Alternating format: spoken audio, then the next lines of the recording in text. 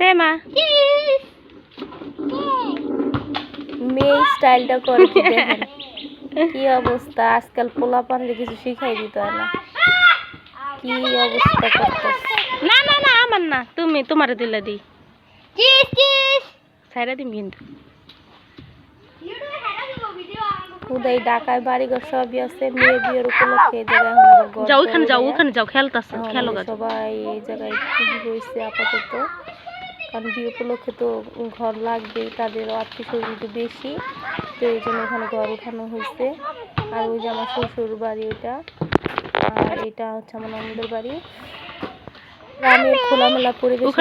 বিকালবেলা বসে থাকতে এমনি অনেক ভালো লাগে যেহেতু রমজান মাস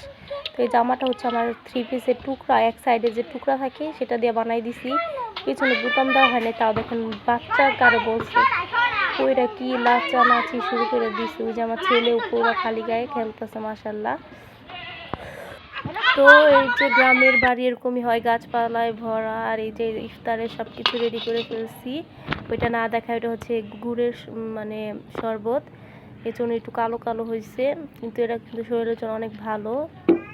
লেবু পাতা দিয়ে বানাইছি ভাবলাম আজকে একটু অন্য কিছু ট্রাই করি তো ভালোই লাগলো আর এই যে একটা খেজুর নিচ্ছে আমার খেজুর তেমন একটা ভালো লাগে না একটা খেজুর এখানে তরমুজ আর এই যে সিঙ্গারা ছিল সালাদ ছিল তো এই হচ্ছে ইফতার আর এই যে আমার হাজব্যান্ডের কাজ দেখেন